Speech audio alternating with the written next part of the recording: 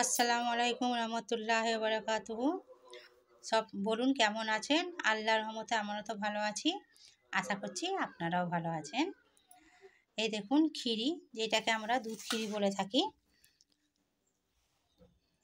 গরুর ক্ষীরি। এই যে আজকে এই ক্ষীরি একটু ঝাল ঝাল করে কষিয়ে নেবো আমি। তো আমার জানেন আমার বাড়িতে কেউ নাই, আমাকে ভিডিও ধরতে হয়, তো আমি ভিডিওটা করছি। এই জন্য মাকে বলেছি, মা একটু পিস পিস করে কেটে দেবে। বিসমিল্লাহির রহমানির রহিম। বিসমিল্লাহির রহমানির রহিম। ক্ষীরি কষা দিয়ে আপনারা মানে যেইটা মন যায় আপনারা খেতে পারবেন, কিন্তু ক্ষীরি কষা দিয়ে সবথেকে ভালো লাগে যেটা সরু চালের ভাত আর ক্ষীরি কষা। কিন্তু আপনারা রুটি, পরোটা, লুচি, ফ্রায়েড রাইস যে কোনো জিনিস দিয়ে আপনারা খেতে পারবেন। তা আমাদের ক্ষীরি কষার জন্য কি কি প্রয়োজন বলে দিই। আমাদের ক্ষীরি কষার জন্য এই দেখুন, দুটো ছোটো সাইজের তেজপাতাকে 4 টুকরো করে নিয়েছি। এখানে দালচিনি নিয়ে নিয়েছি, 5 টুকরো এলাচ নিয়েছি, 2টি লং নিয়েছি।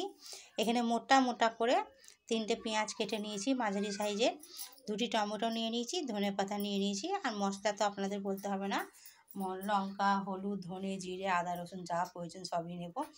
এখানে আমাদের এই যে একটু বড় বড় করে ক্ষীরি কাটা হয়ে যাচ্ছে। ক্ষীরি কষার জন্য আমি গ্যাস অন করে নিয়েছি, কুকার বসিয়ে দিয়েছি। এবার আমি তেল দিয়ে দেবো, সাদা তেল। বিসমিল্লাহির রহমানির রহিম দিয়ে দিলাম।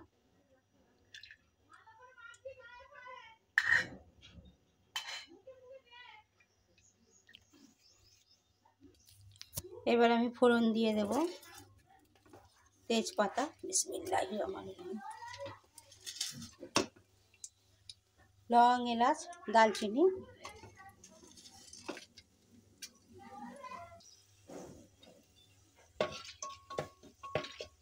ফোড়নটা লাল হয়ে গেছে, এবার আমি পেঁয়াজ দিয়ে দেবো।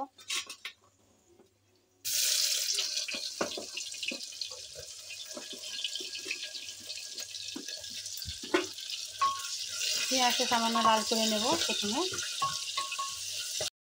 এবার আমি টমেটো দিয়ে দেবো।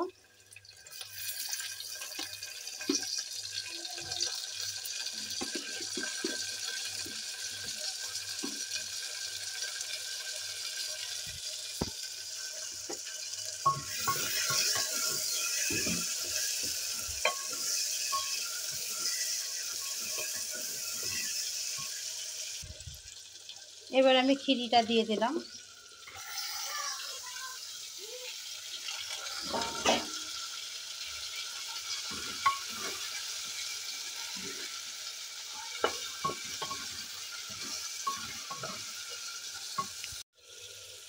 এবার আমি লবণ অ্যাড করে দেব। লবণ অ্যাড করে দিলাম।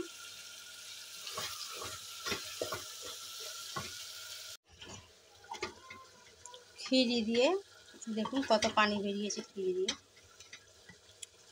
ততক্ষণ এটা এইদিকে হোক, ততক্ষণ এটা মশলা তৈরি করে নিই। মশলা তৈরি করার জন্য প্রথমেই আমি সামান্য পরিমাণে লঙ্কার গুঁড়া, আদা এবং রসুন পেস্ট 4 চামচে 1.5 চামচ,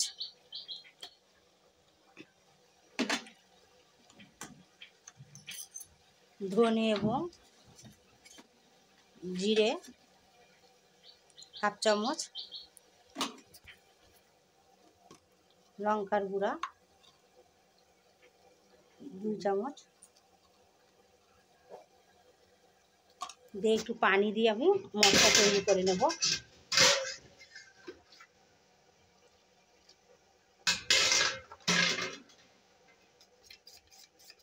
মশলা তৈরি হয়ে গেছে।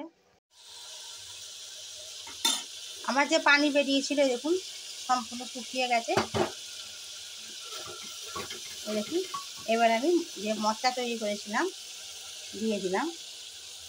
এবার এই মশলা দিয়ে ভালো করে কষিয়ে নেব।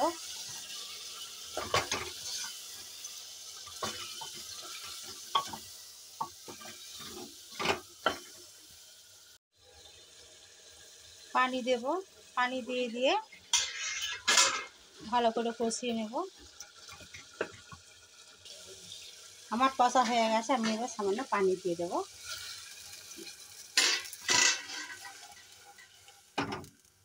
এই দেখুন, এবার আমি উপর থেকে ধনে পাতা দিয়ে দেবো, দিয়ে 3টে থেকে 4টে সিটি দিয়ে দেবো।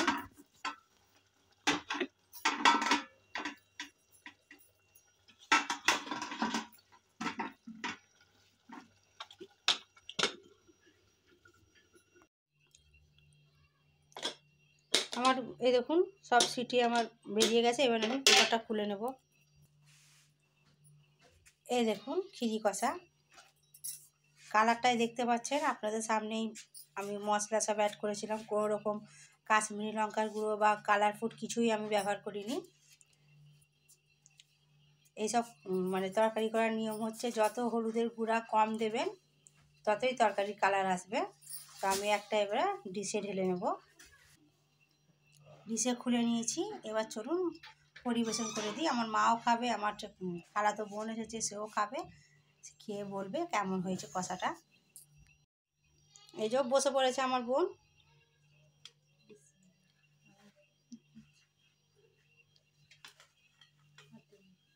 নাও খেয়ে বলো কেমন হয়েছে। মাও নিয়ে নাও।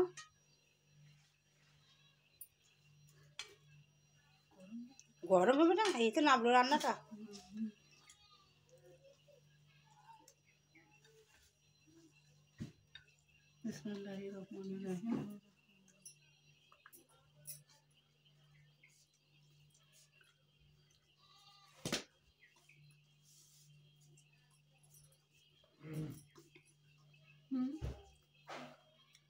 দারুণ হয়েছে, খুব সুন্দর হয়েছে। নুন ঝাল সব নুন ঝাল সব স্বাদ মতোই হয়েছে, খুব সুন্দর, হেভি টেস্টিও হয়েছে, দারুণ হয়েছে। বাপিকে দিয়ে দাও। এইভাবে কম মশলা দিয়ে, কোনো রকম কালারফুড ব্যবহার না করে, কাশ্মীরি লঙ্কার গুঁড়ো ব্যবহার না করে এইভাবে তৈরি করে খাবেন। দেখতে পাচ্ছেন কোনো রকম কালারফুড ব্যবহার করিনি বা কাশ্মীরি লঙ্কার গুঁড়ো ব্যবহার করিনি, কিন্তু আপনার কালারটা দেখতে পাচ্ছেন কত সুন্দর হয়েছে। এইভাবে তৈরি করে খাবেন। খেয়ে যদি ভালো লেগে থাকে অবশ্যই লাইক সাবস্ক্রাইব বেশি বেশি করে শেয়ার করবেন, কমেন্ট করবেন।